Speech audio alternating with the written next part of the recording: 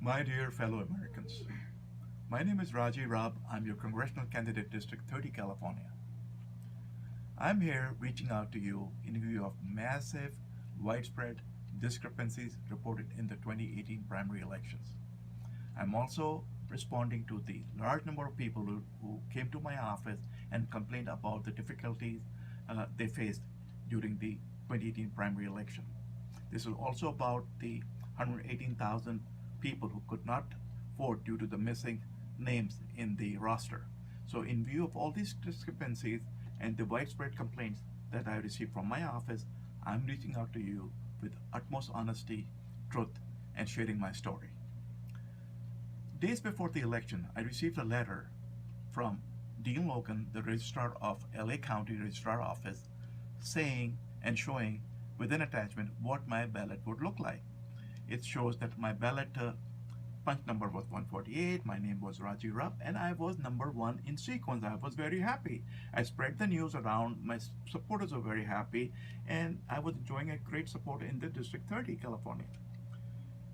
Later, I received the actual ballot, and I was devastated to see that the situation was totally opposite. My name was last in sequence, and my number has switched from 148 to 151. I had to scramble my resources all over the district to make the correction. But here created more of a confusion among people. Down the line came the day of election, and I started getting reports from all over the valley, all over the District 30, that different numbers had been associated with my name, such as 148, 149, 150, and 151. People started calling, coming over to my office, and as the evening came to an end, results started coming out. I had a large group of people who came to my office and rejected the election as false and bogus. I was shocked too. So I drove down to the election office in Norwalk, the registrar office. Over there, I found out that their site was down and systems had crashed. And I wasn't able to get the answers. So a couple of days later, I went there again. I joined their observation. I did investigative research in the observation, and day one, I was shocked to find out that the machine or the system that was tabulating, counting, and announcing the result was a 60-year-old machine, a 60-year-old machine. You won't find those machines even in junkyards today. People who program those machines have passed away. And here is this 60-year-old machine deciding the fate of the American people. I raised a red flag and I showed my concerns and I said, is this machine able to detect? I have been given four numbers in various polling stations. Is this old machine able to detect where my votes have gone?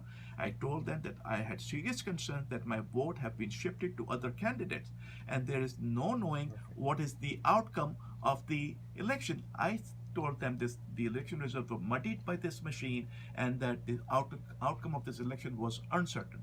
Thereafter, I moved forward and I asked them if this machine had any software, any update, any management controls, any restrictions, any permission controls, any kind of policy and procedures. And then I was told by a gentleman who was in the MTS section. MTS is the micro tele systems machine in their IT section, and he came out and very clearly said that they have a very old DOS system. They have no management control, no security, no restriction, no policy and procedures in the MTS environment. I raised concerns and I told him very clearly that he was speaking completely in contrast to the policy and procedures on the LA registrar website and the SOS, which is the Secretary of State website. And he says, I'm just telling the truth. This was very, very disturbing. Another pattern that I noticed in the election night result was everything seemed to be in a fixed manner of depiction. Like the number one, if the number one had 10,000 and number two has 5,000, number one goes to 20,000, the number two position goes to 15. So it was like a 50% setup already fixed in the computer system as how the results were being projected. And between the third and fourth position was about 100 vote mark difference. And that kept on till the night and the certification of the results. So I raised all these concerns that I had. I watched the security and I found the entire operation in a very, very loose manner. I did not find security in the way it has been described on the SO's website.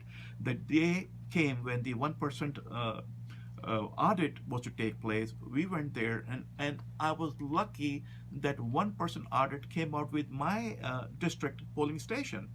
And upon the hand count, it was discovered that it did not match the machine count numbers. The machine count on the night of the election showed that that polling station had 281 votes total, 284 votes total, whereas the hand count, showed 321. So there were 37 extra ballot, 37x, not one, not two, not three, 37 extra ballot. That's about 13% of a discrepancy. Now, this was a complete failure of the 1% audit. I was expecting that the registrar office will panic and say, okay, we're going to do something about this. We're going to do the entire Los Angeles County ballots by hand, and that is what I was expecting in the transparency of the election. If we don't have transparency, we have nothing. If we don't have integrity, we have nothing. If we don't have accuracy, we have nothing. We are talking about the trust of the American people, and I believe that the democracy of the American people is under attack because the way the election is being conducted, it's a sham.